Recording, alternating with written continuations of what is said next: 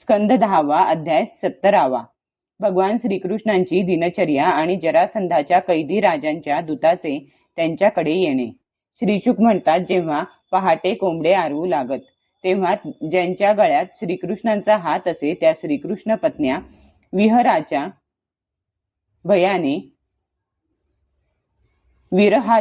भयाने व्याकुळ होऊन त्या श्रीकृष्ण पत्न्या विरहाच्या भयाने व्याकुळ होऊन त्या कोंबड्यांना शिव्या शाप देत. त्यावेळी पारिजातकांच्या वनातील वाऱ्याने जागे झालेले पक्षी भाटांप्रमाणे भगवान श्रीकृष्णांना जागविण्यासाठी मधुर किलबिलाट करीत आणि भ्रमर गुंजारव करीत. प्रियतमाच्या बाहूत असलेल्या रुक्मिणीला तर आता आलिंगन सोडावे लागणार म्हणून अत्यंत पवित्र असा ब्राह्म मुहूर्त सुद्धा येऊच नयेसा वाटत असे. श्रीकृष्ण दररोज ब्राह्म मुहूर्तावर उठून हात पाय तोंड धुवून प्रसन्न अंतःकरणाने मायातीत आत्मस्वरूपाचे ध्यान करीत. ते आत्मस्वरूप अखंड स्वयंप्रकाश निरुपाधिक व अविनाशी आहे. ते स्वभावातच अविद्यारहित आहे. या जगाच्या उत्पत्ती स्थिती व लयाला कारण असणाऱ्या त्या आत्म्याच्या शक्तीमुळेच त्याची सत्ता व आनंद यांचा अनुभव येतो. त्यालाच ब्रह्म असे नाव आहे. नंतर सदाचरण तत्पर असे ते विधीपूर्वक निर्मळ आणि पवित्र पाण्याने स्नान करीत मग स्वच्छ धोतर नेसून व उपरणे पांघरून संध्यावंदनादी कर्मे करीत. त्यानंतर हवन करून मौन धरून गायत्री मंत्राचा जप करीत. यानंतर ज्ञानी असे ते सूर्योदयाच्या वेळी सूर्याचे उपस्थान करीत आणि आपल्या अंशस्वरूप असलेल्या देव ऋषी व पितरांना उद्देशून तर्पण करीत.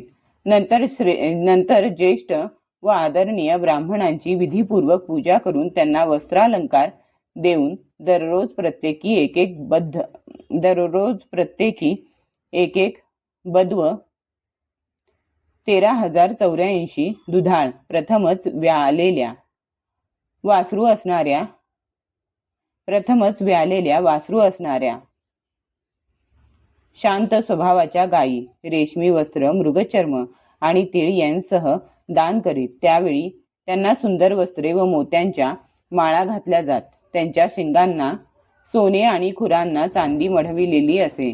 त्यानंतर आपल्याच विभूती रूप असलेल्या गायी ब्राह्मण, देवता, वडील, माणसे, गुरुजन आणि सर्व प्राण्यांना प्रणाम करून मंगल वस्तूंना स्पर्श करीत. परीक्षिता, भगवंत जरी या मनुष्य लोकाचा अलंकार असले तरी सुद्धा ते आपली दिव्य वस्त्रे, अलंकार, फुलांचे हार आणि चंदन इत्यादी वस्तूंनी स्वतःला अलंकृत करीत.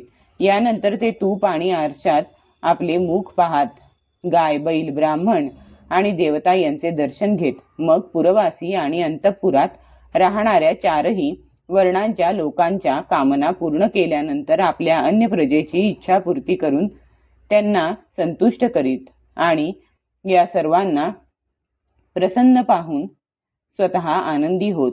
फुलांच्या माळा, तांबूल, चंदन इत्यादी वस्तू ते अगोदरच ब्राह्मणांना देत.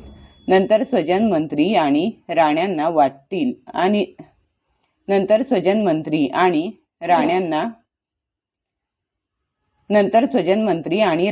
वाटीत व नंतर स्वतः उपयोगात आणीत.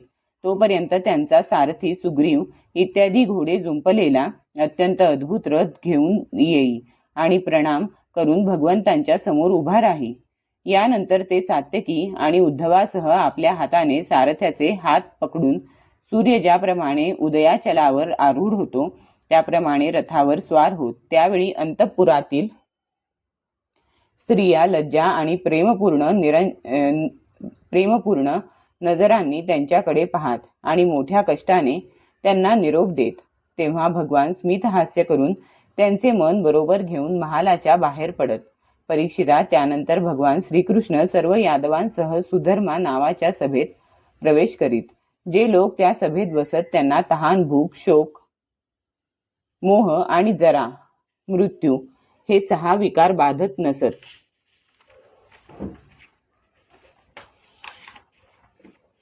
भगवान तेथे जाऊन जेव्हा श्रेष्ठ सिंहासनावर विराजमान होत तेव्हा त्यांच्या अंगकांतीने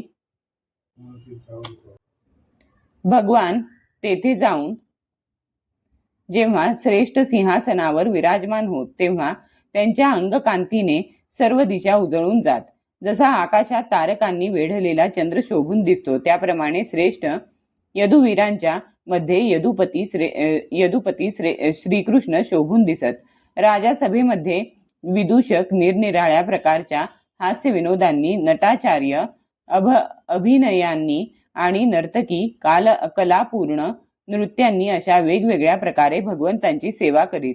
त्यावेळी मृदंग, वीणा, पखवाज, बासरी, झांज आणि शंख या वाद्यांच्या घोषात सूत, मागध व भाट नाचत गात आणि भगवंतांची स्तुती करीत.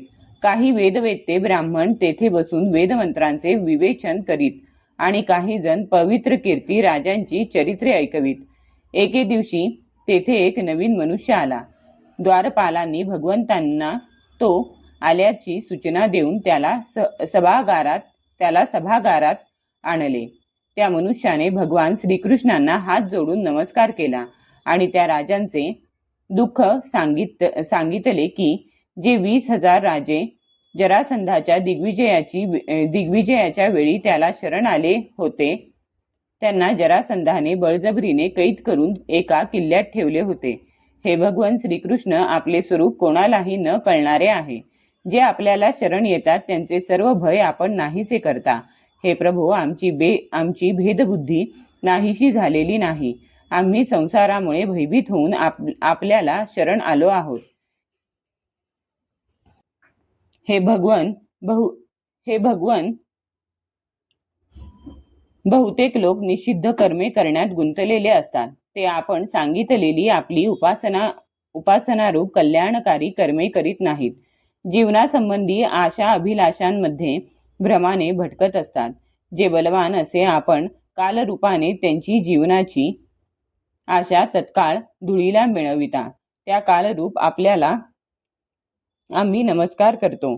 जगदीश्वर, अशा आपण जगामध्ये संतांचे रक्षण आणि दुष्टांना शासन करण्यासाठी बलरामांसह अवतार घेतला आहे.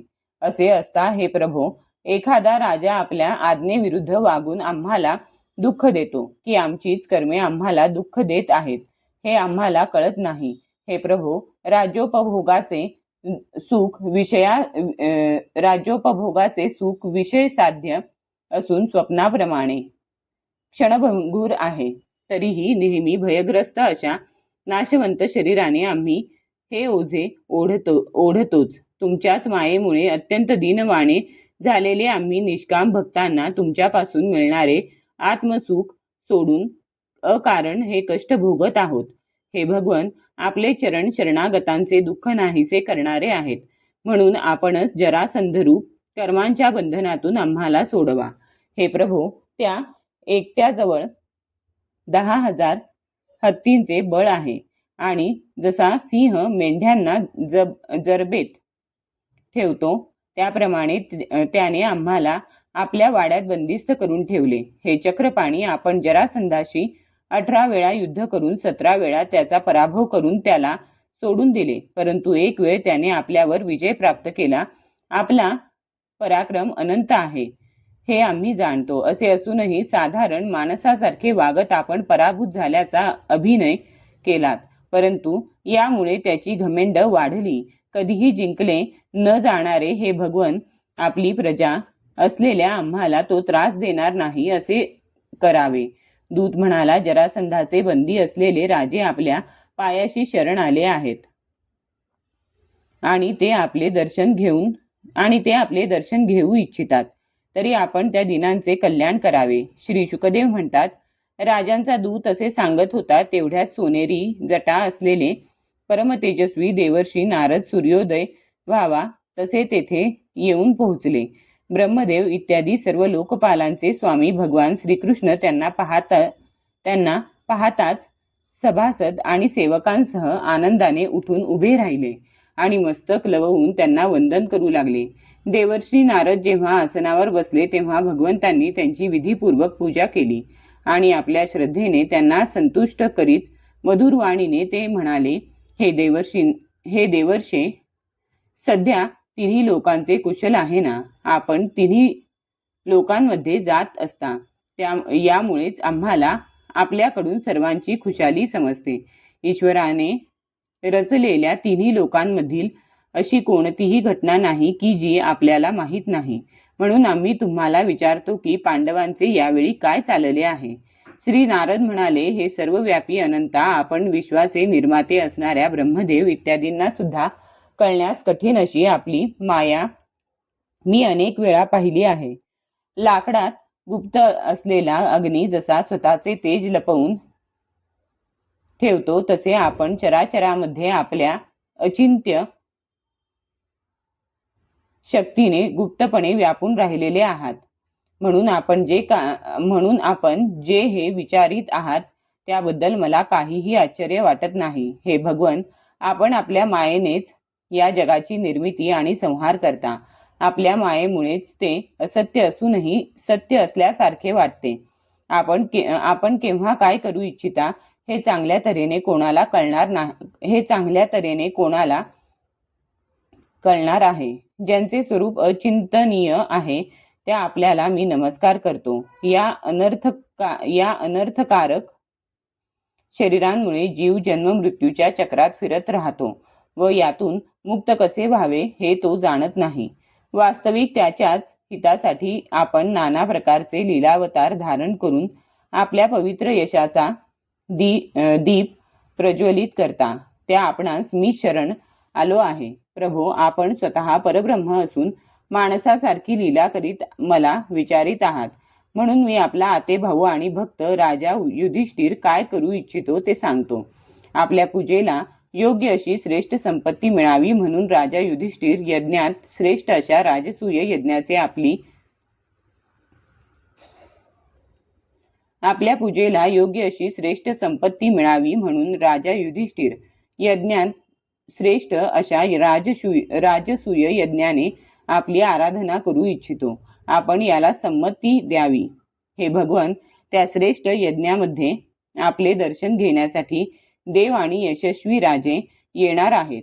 हे प्रभो, ब्रह्मस्वरूप अशा आपले श्रवण कीर्तन आणि ध्यान केल्याने